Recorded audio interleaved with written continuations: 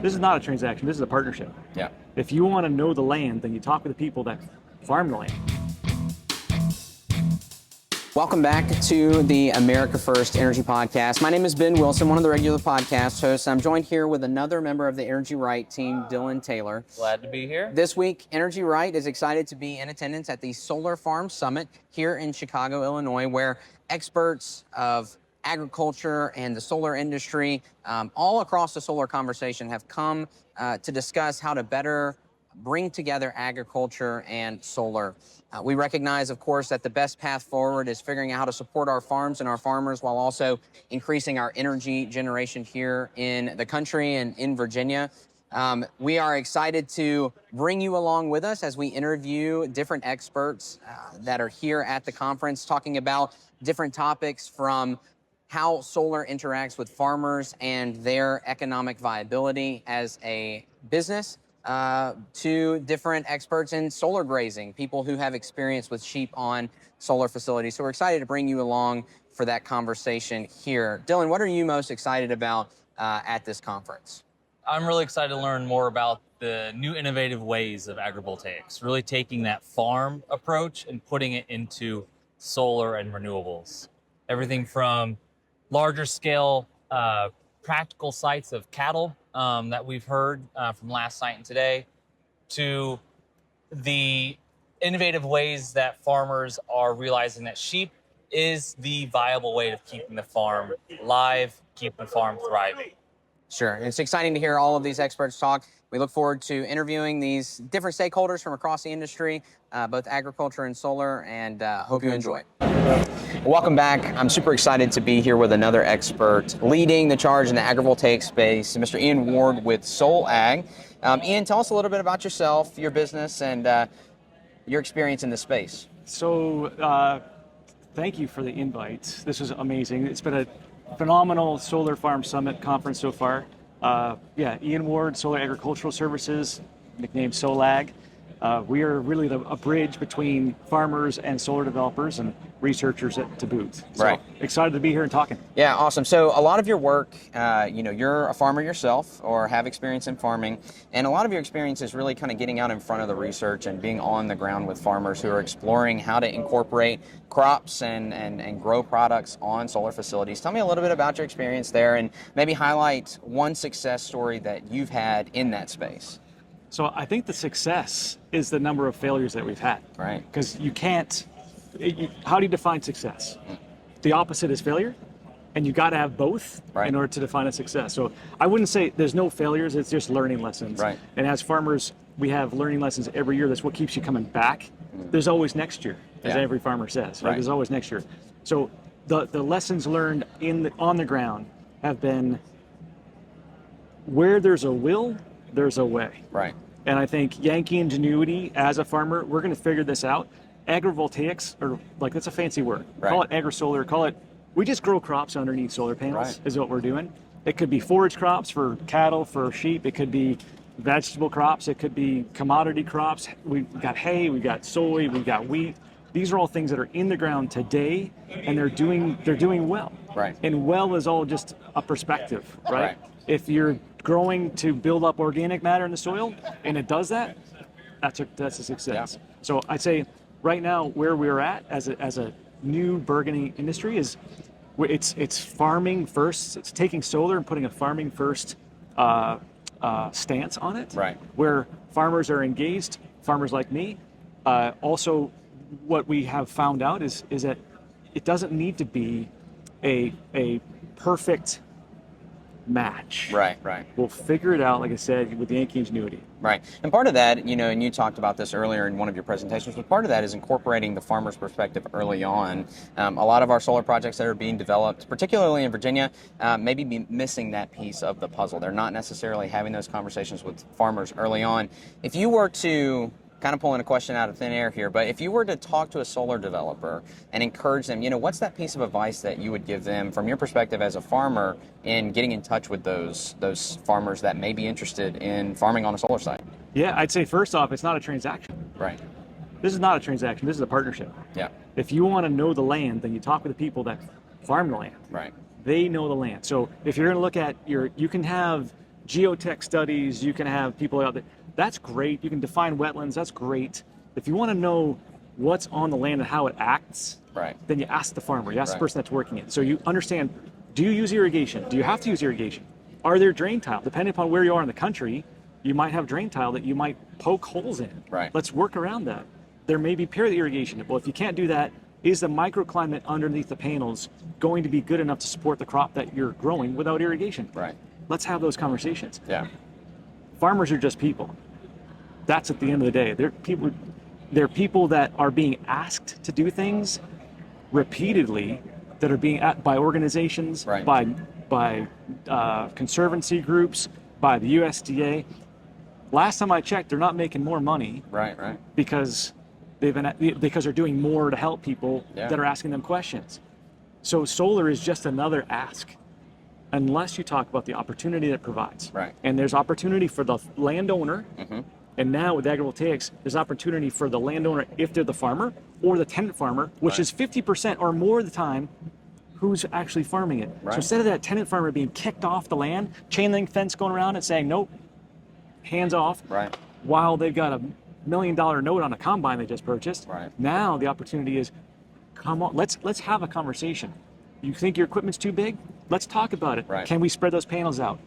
Can the solar company integrate it into their pro forma to purchase a smaller combine for you? If there's money being spent on vegetation management, operating and maintenance, fencing, let's put it as a line item budget. Let's have those farmers represent what they need to do their job, incorporate it into the project, and then you can go straight-faced to the local permitting authority, the county, town, however it is, and say, yeah, this is a farmer-first, farmer-friendly thing. They're here. They're saying it's going to work. They can't tell you it's absolutely going to work, but they're going to tell you that they're going to figure it out because they're working with a developer. And in many cases, in a lot of the communities that we're seeing in Virginia, part of it is just being able to show that partnership, show that commitment that you're willing to work with the community, willing to work with the farmers in the area, and that's sometimes what is important to get the project across the line, is just those partnerships that start at the beginning and run through the life of the project. And when you can commit to that, the projects are more viable in communities. And who is a community? Let's start there. Who is it? It's not they, it's us. Exactly. It's the farmer that's been there for generations or the new farmer that's trying to get on the land. So that both are opportunities for that community. Let's talk about the fertilizer distributor. Let's talk about the irrigation supplier. All the ancillary things that farmers rely upon are supported. Not only are they supported, not only is it not a change in a bad way, it really is a change in a good way. When you do agrivoltaics in what I would consider a good way, it's revitalizing that farm. That farm family. There's an income coming in. I have personally witnessed that income being used as collateral with a farm credit institution, so you can get resources. That didn't exist before. If you didn't own the farm, you didn't have a lot of collateral. Your collateral was the equipment that you already had a note on. Exactly. So if you have a source of income coming in that's bankable, that you can say, like, I got a 5-year, 10-year, 20-year contract on this, I'm going to use that as collateral to provide this piece of equipment or this, cover your seed costs, all those things. Now we can start having that conversation. So, of course, a lot of what this conference is about is the next stage, innovation. We heard in your presentation, optimization. How do we make this a scalable operation? What excites you the most about what you're hearing from people here at the Solar Farm Summit? That there's voices being heard. That's what's exciting. The farmer voice, and I'm not speaking for all farmers, but I can say that a lot of my friends, and to extend me too, that we're kind of in silent desperation. I could tell you that I lost money last year. I don't want to brag about that. That's not a braggable thing. But the opportunity that agrivoltaics provides and the excitement of the people that are talking about, and it's not like, is something going to grow or something not going to grow? We're beyond that now. It's how well is it going to grow? How do we take the next step on soil health, increasing organic matter? How do we take the next step in marketing these crops? Maybe it's a cooperative. Maybe how do we best take advantage of this unique way of growing and producing and using money that historically has been extracted from the property that is now being put back. Right. That's what excites me the most. Well, Iain, I appreciate the conversation and all the work that you're doing with Sol Ag, and really look forward to the future of agrivoltaics. Yeah, man. Awesome. Thank you. Thanks. Welcome back to the America First Energy Podcast. Excited to bring you another interview with another expert and leader in the agrivoltaic space, Mr. Ethan Winter, the National Smart Solar Director with the American Farmland Trust. Ethan, glad to have you with us. Tell us a little bit about yourself, how you got into the agrivoltaic space, and a little bit about American Farmland Trust. Yeah, thank you, Ben. Pleasure to talk to Energy Right today. My name is Ethan Winter. I'm the National Smart Solar Director for American Farmland Trust. AFT was founded 40 years ago to protect America's farms and ranches. And we have a 3-part mission, which is protecting America's best farmland, ensuring a pipeline of farmers for the future, Right. and ensuring sound farming practices. Solar is a really interesting Right. land use in Virginia and other states because it tends to favor the most productive farmland. Right. And that's because the best sites for solar tend to be cleared, flat, well-drained locations. Right. Where farmers are often very active. Right. And so farmers are really on the front lines of this clean energy transition. Right. And it creates some real opportunities and some real challenges, as we've seen in the Mid-Atlantic and around the country, because there's so much pressure already on our best farmland. Right. So American Farmland Trust got into this really to find solutions that would work for farmers. Yeah. And advance clean energy deployment. Yeah. And that's why we're here today at the Solar Farm Summit as the title sponsor. Right. So tell us a little bit about the Smart Solar program. I know you guys have kind of crafted some resources and have developed a set of principles. So tell me a little bit about the program that you lead and kind of your plans for the future in the Smart Solar program. So our Smart Solar program has a set of principles. Our first principle is to avoid solar that's going to accelerate farmland conversion. Right. So encouraging rooftop solar, use of brownfields, and unless it's agrivoltaics, try to avoid the best farmland. Sure. Our second principle is to safeguard soils so that we're really taking a informed approach to how we develop projects to protect the land. Yeah. And this is where farmers play such a role because they really appreciate soil health. Yeah. And stewardship is their legacy. So we've really tapped into that. Our third principle is to support agrivoltaics. And AFT defines agrivoltaics as the intentional integration of solar energy generation and crop production over the life of the project. Right. And so that means that if we do this right, you're not only getting income from solar, you're getting continued income from an agricultural product. And that's really important, again, in states like the Commonwealth of Virginia, where agriculture is the biggest industry in the state. How do we keep that going? Right. And that relates to our fourth principle, which is advancing farm viability. Right. We really want to keep farms thriving, farms and ranches across the country. And we think solar energy technology can be absolutely part of a prosperous future for agriculture and food systems in America. Right. So that's our kind of 4 corners, if you will, of the Smart Solar program. And how do we operationalize that? We work with farmers through technical assistance to help them navigate these challenging questions about solar leases, how to move forward. We help with best practices on soil health. We're engaged in a number of research collaborations, advancing agrivoltaics. So we understand what kind of solar would work with what kinds of livestock systems, cropping. This is really exciting stuff because we're essentially blending the ingenuity of the farmer and the private landowner with solar technology, which can be very adaptable.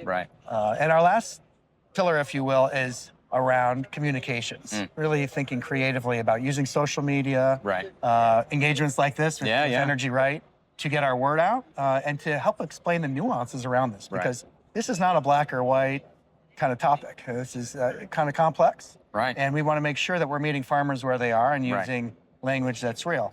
We're really the first national farm organization to be leaning in on this. And we're bringing a lot of other folks along with us. And we're really excited for the journey. Yeah, and it's really awesome. I mean, you noted it, but this is a really complex issue that takes a lot of different stakeholders to understand. But the reality is when we do it right, when we incorporate agriculture and solar together, we're able to meet the moment of our growing energy demand while also protecting our family farms, protecting our farmers, whether it be in the Commonwealth of Virginia or all the way out in Hawaii. There's some great some talks here at the conference talking about research going on the islands over there. So it's really exciting the work that you're doing. Of course, as a leader in the space in agrivoltaics and on the front line of discussing this with farmers, What are you most excited about kind of leaving this conference or taking from this conference as we head back out into the real world and continue these conversations in the field? What excites you most from this conference? Yeah, I continue to be excited about the growing network or ecosystem of people that this is pulling in. Right. You've got ranchers from Texas here. You've got investors from New York who are very clean energy focused. Right. You've got landowners who are curious. And you've got researchers. Right. The land-grant universities across the country, including Virginia Tech. Right. Virginia State University. Yeah. All over the country are really getting into this space because it's solutions-oriented. Right. It's interdisciplinary. It's nonpartisan. We're really trying to find things that work for farmers in rural communities for economic development. So I'm really excited about the people that are getting pulled into this. We just announced a new initiative with the National Renewable Energy Lab, which of course is part of the Department of Energy. Right. And we are calling it Agritech. And this Agritech program will provide no-cost technical assistance to farmers who are interested in agrivoltaics. Wow. But we see this as a great, again, opportunity to work with the National Lab to advance, some real innovation. Yeah. So that we just announced that here. Very nice. Another thing we're working on is something called Prosperity Partners. Yeah. And for developers who really want our direct assistance on project, Right. we're able to have essentially a consulting agreement Right. where we get under the hood. Yeah. And we say, all right, what kind of soil management plan, what kind of forage plan do you need to have, and help you execute so that this is really a farmer-first approach to solar. And we know that if we do this right, Ben, we're going to see a lot more solar, a lot more income for landowners, and a lot more community support for these projects. Right. And we've learned a few lessons along the way. Sure I think this is very much born by experiences on the ground. Yeah. I have a background both in farmland protection and in solar development. Yeah. So I understand both perspectives. Right. It's important to keep growing that network, and it's exciting to hear about all the great things that your organization's doing, but all of these other stakeholders are doing. Appreciate your sponsorship of the Solar Farm Summit. We really appreciate AFT bringing us all along and encouraging more discussions here. And Ethan, appreciate the conversation. Well, thank you so much for being here. Thanks. It means a lot. Thank you so much. Summit. I'm Welcome joined back. with Austin Kinzer of the American Farmland Trust. Austin, tell us a little bit about yourself, your role at AFT, and what you're up to there at American Farmland Trust. Great. Thanks for having me, Ben. My name's Austin Kinzer, agrivoltaics Senior Technical Specialist with AFT. Work on advancing agrivoltaics through policy, through technical assistance for farmers and ranchers who are adopting agrivoltaics, and advocating for better land stewardship in the solar industry. So pushing solar developers to do a little bit better. Right. And, a lot of American Farmland Trust work is about sustainable practices for farmland, protecting farmers, but also growing the future of farmers, investing in the next generation of farmers. Of course, you and your colleagues well know that it's hard to farm nowadays. It's hard to make a profit, to keep your land, to make it profitable for you and your family. And so we're seeing a lot of these farms go away. But you all are working really hard to keep those farms in production and encourage future production. And part of that is agrivoltaics, which for our listeners who are probably familiar, it's important, though, we ought to underline what that is. So when you're talking about agrivoltaics, what does that mean to you and to AFT? Yeah, so we actually published a definition for agrivoltaics. One of the problems right now is it's very scattered as far as how each state defines it. We don't have a federal definition. So we define it as integrated and simultaneous production throughout the life of the system. It's intentionally designed and planned with agricultural experts and producers. And we don't include pollinator habitat and apiaries as the sole dual use as agrivoltaics. We think, that's great, but it's not production agriculture. Don't think you have credibility talking to farmers if you're calling, a couple of bee boxes next to a solar array agrivoltaics. So we don't consider that. That's its own thing. Like the term conservation solar. It has a place. It's not agriculture. Sure. So, of course, in your work as leading kind of this technical research and studying agrivoltaics at AFT, what is kind of most exciting you kind of in our current agricultural landscape in agrivoltaics? What approaches to agrivoltaics excite you most right now? Yeah, I'm really excited about cattle. Yeah. Yeah, I think the industry is coming to warming up to it a little bit.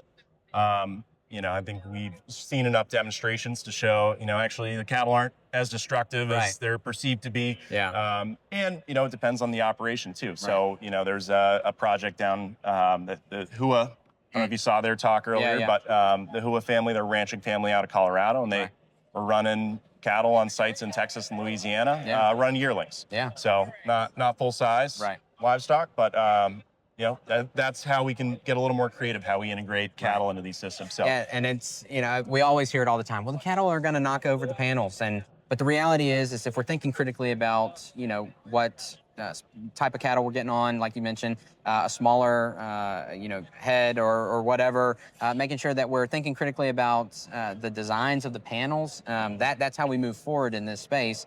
Talking about moving forward and kind of what's maybe next, thinking about all the things we talked about at the conference, I mean, there have been so many different innovative ideas. What is exciting you about the future of agrivoltaics? Kind of what are those next on the horizon technologies or approaches to agrivoltaics that excite you the most? Yeah, one I'm really excited about is for orchards, tree fruit.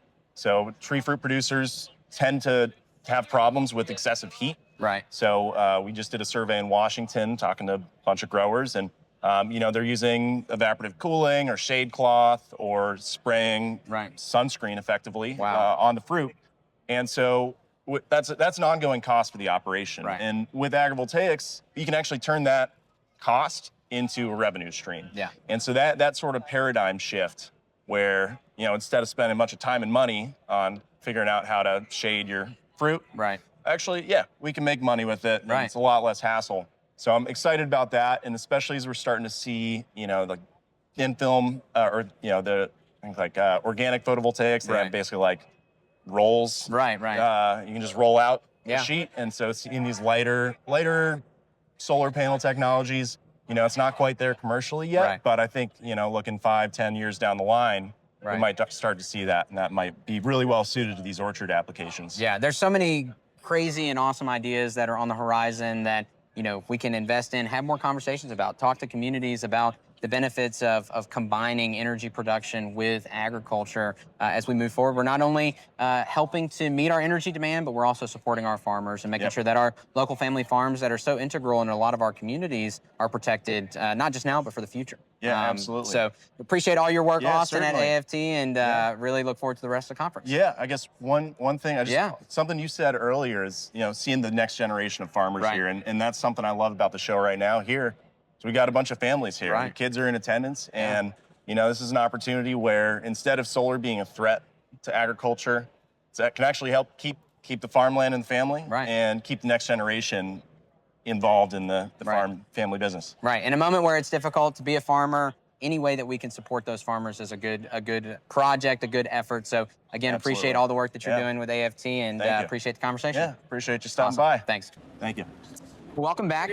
We are here with Camren Maierle, the Director of Producer Education and Research at the American Lamb Board, to chat a little bit about his experience in agriculture and in the lamb industry. Camren, tell us a little bit about yourself, what you do, and who you work for. Yeah, so grew up, live now back in Ohio, and got started in agriculture through the 4-H program. So youth education, using animals, using livestock, and a lot of other things to educate youth, teach responsibility, and that going back when I was 10, that one single project has kind of blossomed into a passion for animal science, which led me to the Ohio State University in animal science, and then still had passion for academia and education, and so ended up a little bit closer to Virginia and at West Virginia University to finish my master's and PhD in animal science, specifically parasite immunology. Okay. And so sheep is kind of like in my blood, I'd like to say, and then have gone out and pursued it even further, which has been a lot of fun. And that's kind of led us to where I'm at today in my day job, and then also, we're talking agrivoltaics. And so have an operation there on the home farm in Ohio that we still have sheep on. And actually our journey started in agrivoltaics when we got some flyers. I've got a business partner that lived a little bit north of us. We got some flyers in the mail from an opposition group, and we were like, oh man, there's solar coming. Like we've heard about this. At the time in Ohio, it was still relatively new, and but had friends, knew of other producers that were grazing sheep on solar and been doing that for a very long time. So for us, we were landlocked. Yeah. Saw opportunity for me to raise sheep full time at some point.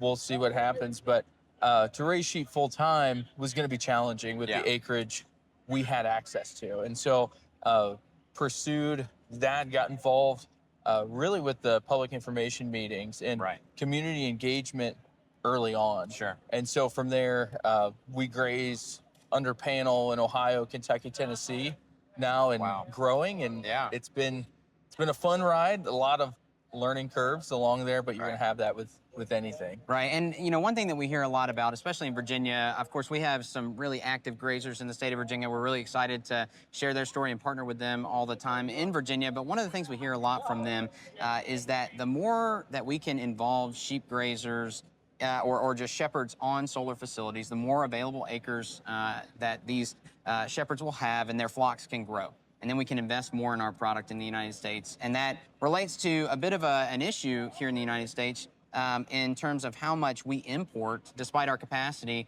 or potential to generate our lamb here. Tell us a little bit about the current kind of status of the lamb industry and where we get our lamb that we consume. Yeah, when we're talking lamb as a protein, as a red meat that is delightful, delicious. Yeah, we love for sure. to consume it, healthy for you. It's a phenomenal product, and the American lamb product is superior. Yeah. And we know that product is superior. We have data to show that. Our American consumers would prefer... Would love to have it.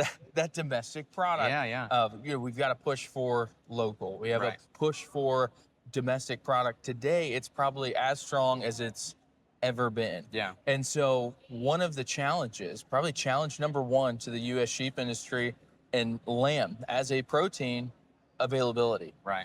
Can we get to the grocery store and is it there on the shelf? Right. And so we can market and we can push as hard as we want to about this is great and this is how you cook it and it's delightful. Yeah. But if it's not available to the consumer, what good are we doing? Right. And so really, how do you put lamb on the shelf? You gotta have lambs, live lambs there. Growing. And we've seen this regression of sheep inventory.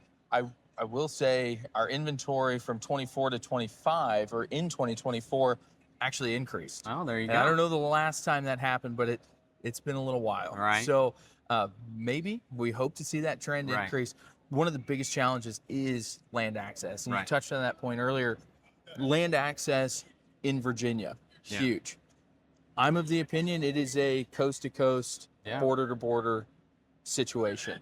Whether it's public acres out west to support our range operations, whether it is agrivoltaic opportunities in the east, states like Virginia, that we have access to land. We have an animal that is really, really good at managing vegetation. The upside to it, and this doesn't always happen, that we have an outlet for this product that is in high demand and fits. So it's not only, we're carrying it from point A all the way to the end. It's the pull-through idea that, we need more sheep.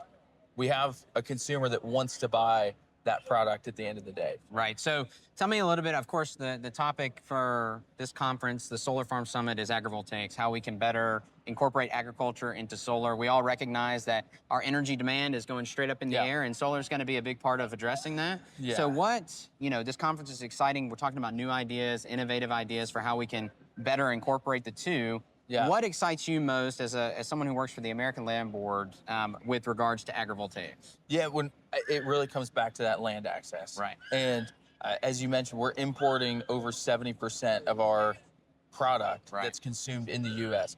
You look at any other commodity and you throw that stat out and they go, oh, that's not okay. And it's something that our industry has kind of come to say, like, well, it is what it is. We're going to try. It's hard to raise sheep. All the challenges that come with it. This is a real opportunity and low-hanging fruit. Just something to pursue. I don't care how old you are. I don't care if you're new to this, if you're new and emerging, if you're a young person, if you are an older individual that wants to pursue this as a full-time endeavor. This is an opportunity to really grab hold and take off with it. It is not easy. Yeah.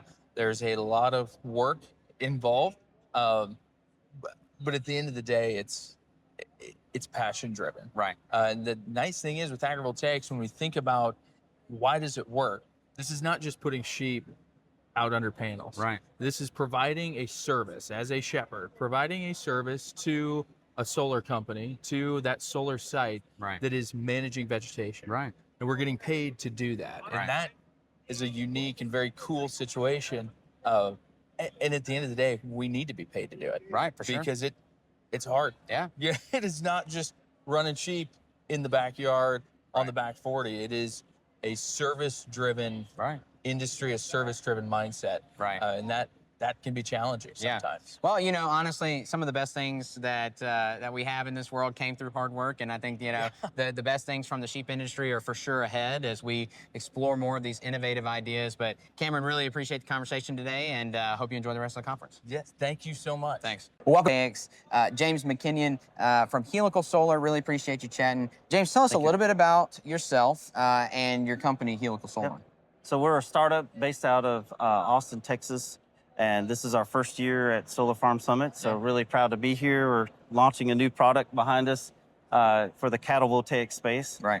Purpose designed with a 4-meter elevation there, so we think we're, you know, right in there in the space for cattle voltaics, as well as, you know, the row crops like corn, cotton, soybeans, and wheat. Right. This is our first sort of pilot that we're cutting our teeth on, sponsored by the USDA up in Kansas. At an 18,000 head feedlot. And so we're at 2 pens right now. It's 122.9 kilowatts that we're demonstrating. Yeah. And so this is sort of the worst case for cattle voltaics. So you're in that confined location, you know, you got the cattle in there, they don't have much to do, they love to rub on things, get a little bit rowdy sometimes. But we've designed our system to accommodate that. Yeah. So in the worst case for a reason, we want to demonstrate it there. Worst case cattle effects and wind effects, and then we think we'll be all right for the rest of the nation. Right. Or, you know, pasture grazing. Right. If you can prove worst case, then best case may come a little bit easier for sure. I mean, a lot of our conversations here, and even back home where we're from in Virginia, are all about how can we figure out that next stage of agrivoltaics, which has to include cattle. What's that next step? Obviously, in Virginia, we see a lot of sheep grazing. But the conversation here is about balancing not only sheep grazing, but crop production in that cattle or incorporating cattle onto panel. What, you know, at this conference, what has kind of piqued your interest or made you most excited about the conversation for the future of agrivoltaics and cattle on solar? So we're definitely seeing a lot of people that are interested that stop by our booth and stuff. There's not too many vendors here that are sort of addressing that. And so we're very excited to see that interest coming. And of course, we're trying to get our product out in the marketplace. Right. And so getting feedback from that, but you know, we're looking for pilot and partner opportunities. Right. But making those connections is really sort of been our peak. Right. And so we had a lot of interest last evening and stuff. Yeah. Sort of after people got out of their sessions and stuff, and we're looking for the same today. Right. Well, James, appreciate all the work that you're doing, trying to advance agrivoltaics and bring cattle onto these projects, and looking forward to seeing the future of Helical Solar. Yeah, thank you. Awesome, thanks. Stacie Peterson, the Executive Director of the American Solar Grazing Association. Glad to have you with me. Thank you. Tell me a little bit about yourself, how you came to the agrivoltaics and solar grazing space, and a little bit about ASGA. Sure. So I have been working in agrivoltaics for 5 or 6 years now, and I had the good fortune to run a Department of Energy program. I developed the AgriSolar Clearinghouse with a whole group of folks and traveled all around the country working on agrivoltaics. And in doing that, I could really see who the great organizations were, and one of them was the American Solar Grazing Association. And as the funding program ended for that, I started talking with ASGA. They needed an executive director, and they asked me to come on board. So it was just perfect timing. Came on, and it's just been a wonderful thing to work with them. Right. They really are doing great work with farmers and with solar and in communities, and they can really scale. I think that's really important to think about. The thing that can really work well with large-scale solar is And grazing. so ASGA, a lot of your work has to do with providing resources to grazers. That's part of it. You've also done a lot of work to not only educate grazers, but also the solar industry. Yes. So tell us a little bit about the work in that space and some successes you've had doing that. Sure. So one of the things that we're doing right now to great success is our certification programs. Right. We're doing certifications for solar grazers. So these are folks that already know how to graze, but might not have been on a solar site yet. Right. So to really understand the safety standards and what they're getting into when they're managing these sites.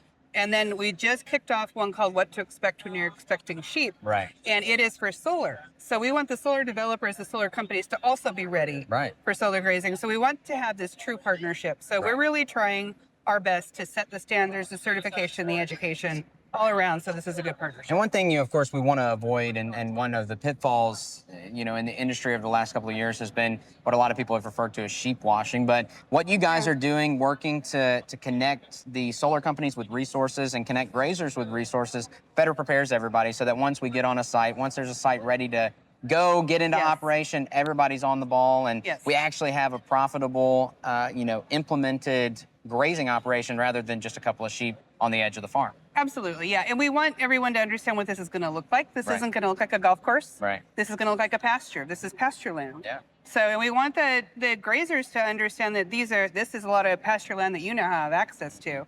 And you should be out talking to these solar companies trying to get on these sites. So, and we really do a lot of work to help people understand what this actually looks like. What this is, so it's not a sheep washing. And regardless of if you're doing row crops or you're grazing sheep, it's a hard business right now being in agriculture.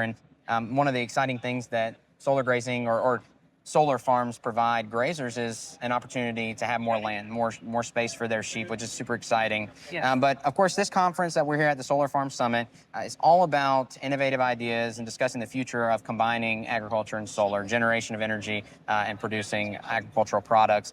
As a leader and someone on the front lines of this conversation, what has excited you most from this conference that you're looking forward to taking out into the world over the next months and years? I've seen a lot more young people in this time. Yeah. So I've seen a lot more students, a lot of people that they know, I don't have to explain what agrivoltaics is, they already know. Right. They want to talk to me about what exactly can I grow here? What type of soil test do I need to do? How do I work with my EPC to manage this? These are very detailed questions that show me that they're already in the middle of an agrivoltaic project. This isn't just starting anymore. This is on the ground. This is everywhere. And we're not learning about it anymore. We're implementing it. I mean, we're getting it out in the field. And that passion that you see from everybody and the excitement it's tangible. Right. And with the young folks, it's even more so. So it's very exciting to me. Well, Stacie, thank you so much for the conversation. Really appreciate the work you're doing at AGSCA, and we look forward to seeing all the success in the future. Sounds great. Well, awesome. Thank you. Thanks. Great. I'm joined here today with John Langdon and Jana Jenkins from Solar Saves Farms. And they are going to chat through with us about their new initiative and better explain to us how solar can integrate itself into a farming operation. John, Jana, great to be here with you. Tell me a little bit about yourselves, introduce yourselves, and then also tell me a little bit about Solar Saves Farms and this new program you're launching. My name is Jana Jenkins, and I'm an agrivoltaic farmer and co-founder of Solar Saves Farms. I live in Harrisburg, Oregon. So, John Langdon, I'm a fourth generation farmer in Western Oregon. We're in Lynn County. And my farm is, like I said, in the fourth generation. My brother and I, Tony, it's our turn to take care of the farm and make it better. And we have a location that's very favorable to solar.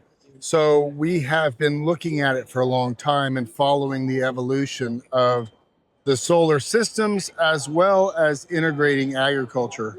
And so we've had the luxury of being involved in the conversation for a long time. So Solar Saves Farms is kind of a new initiative where you both have founded working to try to share more information about how farmers can benefit from solar. So tell me a little bit about what you've got going on with this program. So like I said, we have this favorable location. So we've been getting approached by solar developers and solar interests for years. And what happened was when we had a larger proposal, that went to a public notice and the public was notified about solar intentions. And that created a lot of curiosity, a lot of opposition, and a lot of interest from other farmers. Like, how does that work? Right. And they called me because they get interest from solar developers, but they're a little standoffish. Sure. And so what we were looking for was a positive message to let farmers, politicians, public, FFA kids, anybody step forward and say, well, what do you mean? How's that work? And for us, Solar Saves Farms was the right message to have someone say, well, what do you mean by that? How does that work? Right. What do you mean save the farm? Right. And there's so many brilliant people around the world, academics, people at this conference have done amazing work. So the information's out there. I like to say the future's here, but it's just not here yet. Right. And so what Solar Saves Farms is meant to be that curiosity statement where people like yourself can see it and go, what are those guys about? Right. And that's what really Solar Saves Farms is. The reality is agriculture is hard to do. I mean, it's expensive, and the bottom line is hard to achieve nowadays. Land prices are going up, production prices are going up, commodity prices are going up, and investments like solar, where you can integrate it into your operation, provide you an opportunity to make some of that income to supplement the rest of your farming. It sounds like they're doing that in Europe. Hopefully we can encourage more of that here in the United States and grow more of our food here under panel alongside solar. So we're generating energy, but also generating the food and the commodities that we need here in the United States. But great to chat with you both. Great to hear about Solar Saves Farms, and we're excited to see where it goes in the future. So thanks. All right.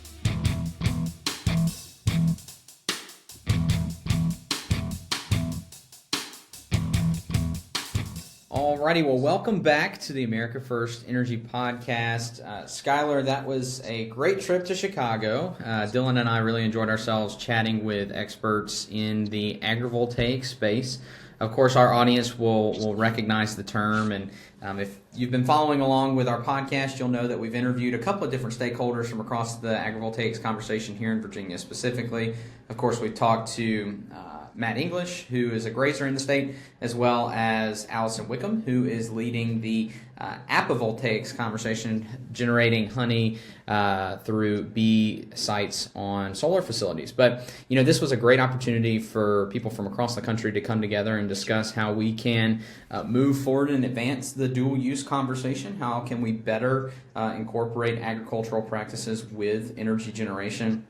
You know, one of the things that I heard during the conference over and over again is that farmers are not new to energy generation. I mean, you know, people will know that our, you know, ethanol is produced from corn that's grown all across the Midwest. You know, farmers are well acquainted with what it means to be energy producers, and this was a large discussion with farmers, with academics, with nonprofit organizations like Energy Right to explore how can we continue that tradition of farmers generating energy, but just looking a little bit differently. There's opportunities to grow crops under panels, but there's also exciting innovation in the cattle grazing space on panels. We saw not only practitioners who are doing it right now, but also people who are manufacturing new solar panel technologies. Of course, you heard in the episode Helical Solar, but manufacturing those new technologies that will help advance the cattle grazing business under panel. And of course, as we love to talk about all the time, sheep grazing is going strong across the country. Virginia in particular, we have some of the best advocates and practitioners of that agrivoltaics activity in the state of Virginia, and we're excited to hear the stories of their success here in the Commonwealth, but how that part of the industry is succeeding across the country. Overall, really great conversations. We really appreciate all of those stakeholders that spoke with us during the conference, and looking forward to advancing more dual-use projects here, both in Virginia and across the country. But with that, Skyler, I know we've got a couple of things to talk about in the news section today, particularly related to transmission and our grid reliability and some issues that some transmission lines have faced over the last couple of weeks and months. So I'll throw it to you to tell us a little bit about what has been in the news recently. Yeah, Ben. Well, we talk an awful lot about energy generation, which is the bedrock of almost everything we do. We talk a little bit about energy demand that we're seeing grow across the country, especially here in PJM and Virginia, with population growth, with advanced manufacturing, and of course, AI and data centers leading a whole lot of that energy growth demand. But I want to focus in here on something that connects all of those things, which is transmission. Transmission is not something that we think about very, very often, but it's the key ingredient to delivering that electricity to where it needs to go from the energy generation projects that are creating those electrons. I've seen quite a lot of news this week, especially out of Northern Virginia, based on some reporting from our friend Charlie Paulin with Virginia Business, and specifically talking about some of the new proposed transmission lines, either upgrades or new transmission lines altogether that, yes, are going to feed some of the data center demand in Northern Virginia, really focused in there on Loudoun Loudoun County. Two new transmission lines are being discussed in different counties, different localities right now. One of which originates up in West Virginia, passes through a couple of counties and through Clark County, through Frederick County, and gets down to Loudoun County to serve some of those data center growth needs. And another one that will connect Fauquier County to Loudoun County as well. These things are pretty controversial, but our grid is aging. Our grid is old. We've got a grid from the 20th century, and we're going to see quite a lot more of these transmission lines being proposed, considered, and ultimately built. It's just how we advance in the grid.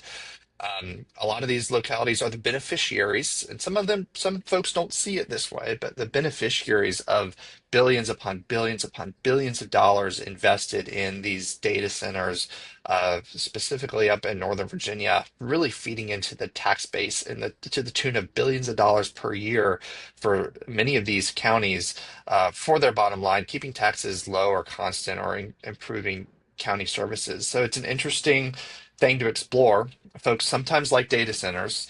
Folks don't always like the energy generation plants that are required to power them. And we're seeing now they don't like those transmission lines either. So really just a confluence of our economy growing, our grid needing to grow, expand, and advance. And these connecting these projects with the generation wherever they exist. Yeah, and the reality is you can't have one piece of this pie without having the other full pieces of the pie. And the reality is we, like you said, have an aging infrastructure across the country, but the strain is really being put on our grid here in Virginia just because we have all this growth and new demand for energy. The reality that we're seeing is even when we're bringing on new generation, which is of course top of the line, a big issue that we need to address is how do we get that new energy online? We've also got to figure out a way to move it from place to place. And a lot of people, I think, although these transmission lines that are being introduced in Northern Virginia now largely do come about as a result of data centers, but the reality is we're going to see more of these transmission lines come up across the country regardless of data centers being located near them because we have to move new energy. I mean, the country's electrifying. We're seeing more investment in the country in manufacturing, whether that be in related industries or just general manufacturing. We're seeing more car manufacturers open up shop in Virginia or in the country now. I mean, all of that requires energy. We've got to have a way to move it, and we just don't right now. And so, to your point, there's got to be a balance. We've got to have support for these grid upgrades, these new transmission lines, whether they be in Northern Virginia or other places in the Commonwealth of Virginia or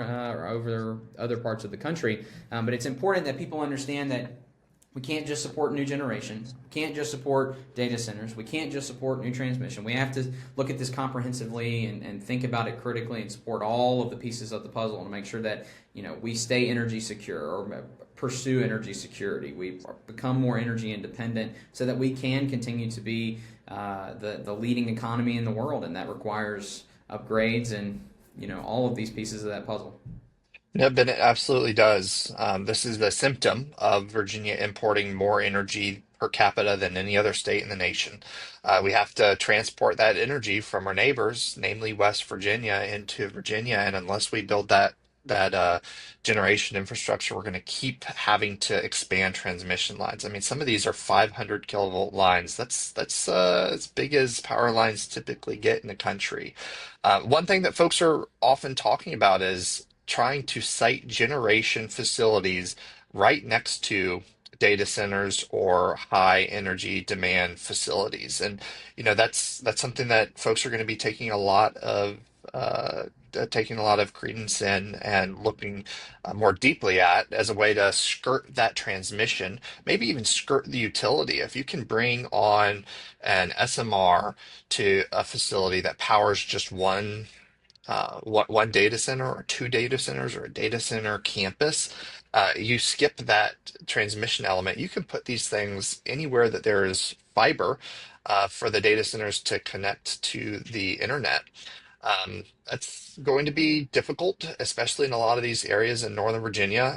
If they don't like transmission, if they're really not liking data centers anymore, Having an SMR next door isn't going to necessarily ameliorate those complaints. But as you look to South Side and Central Virginia, that have brought on a lot of these new energy generation facilities, namely solar projects, tucking a data center in right there, potentially taking that energy directly from that facility, add in battery storage, you have close to around the clock power that doesn't require some of these unsightly, very expensive infrastructure upgrades. So that's something to keep an eye on in a lot of these areas. We need to make sure we're spreading that benefit that these data centers bring, but also spreading the cost. We have to, make sure that the counties that are powering Virginia more than they're consuming are seeing a lot of that benefit as well. Yeah, you're right. And I think there was to your point about co-locating this generation next to these projects, I think we've got to find innovative ways to power these data centers. I mean, all of us are using our computers. Of course, we're recording right now digitally, but people use their phones. I mean, we're going to need these data centers to process the information that we're constantly using. So the answer, of course, is not to just block out this new growth, but we've got to figure out a way to sustainably and responsibly provide that energy. And one thing that of course, has been in the news recently, and we've talked about on the podcast before, is this discussion of, okay, how do we get this new energy generation? And of course, we've talked about the importance of getting new electrons on the grid as quick as possible. There was a interesting opinion piece by Jared Burden this week in Utility Dive, which talks a little bit about the complexities for different technologies and in terms of cost to bring on new electrons and time frame that it requires to bring on those new electrons. A lot of people in Virginia have been talking about the promise of SMRs and fusion nuclear generation. And of course, those are, optimistically great ways to bring on a lot of energy at one time in one place. But unfortunately, we've got a good bit of lead time between us and the first one of either of those technologies really coming online here in Virginia or in the country generally. And Jared makes the point that we really need to be figuring out how can we meet this necessity now? How can we ensure that the urgent moment we face right now is met and that we're not left in the dust and all of our bills continue to go up? Of course, the thing that we say all the time is, solar and battery storage together not only are the most cost effective, but have the shortest lead time, 18 to 24 months to get a project from once it's permitted on the grid. And that's important because, as we say all the time, we've got to figure out a way to bridge now to when we have those SMRs. And the best way to do that is getting solar and battery storage on the grid responsibly. But to your point, we've got to make sure that wherever that generation is, we're making sure that those counties hosting that generation are seeing benefits similar to those counties that are hosting demand. And Ben, there's one last point I want to make sure we address here. Building new transmission lines is nobody's first choice in developing the grid. We've got existing transmission infrastructure. Certainly, in some cases, we need to update that, expand it, and use grid enhancing technologies where we can to get as much juice out of the squeeze as we can with the existing lines that we have. But folks are overall looking to site generation projects in Virginia, that's 80-90% solar energy projects, as close to existing transmission as possible. Similarly, data centers are looking to site themselves as close to existing transmission as possible. And when we see local governments putting up roadblocks preventing the development of energy generation facilities in these ideal spots along transmission corridors, saying that projects need to be 5 miles away from each other, or we can only have X many acres of a project in this zip code or within this county, that really serves the notion that we're going to need to build new transmission lines. If we can't adequately take advantage of the transmission that we have in the most economical, market-driven way, we're going to see more of it. So it's a chicken or the egg kind of problem here, and it's not something that folks really realize when they're considering an individual energy generation project. But in the 5-10 year timeline, we're going to see a lot more of these transmission lines that need to be sited crisscrossing the Commonwealth and even beyond Virginia to serve some of these energy generation projects and these energy demand sucks that are being put on the grid as well. So keep that in mind, folks, when you're considering or learning about energy generation projects. They're being cited there because it's affordable to do so. It oftentimes does not require any new transmission, connecting into existing substations and transmission infrastructure. It's never anybody's first choice to go build a billion-dollar transmission line like we're seeing proposed here in Northern Virginia. It's much more simple to use what we have in an economical way. That's right. And, Skyler, we'll see how this pans out, both for Northern Virginia, but for Virginians across the Commonwealth and our neighboring states. Of course, PJM, we've talked about it, is in a bit of a crunch moment. We got to find new ways to move energy. We got to find ways to generate energy to support those that use energy. So great chatting today, and hopefully we'll have some positive news moving into the future. But great to speak with you, Skyler. Thanks, Ben.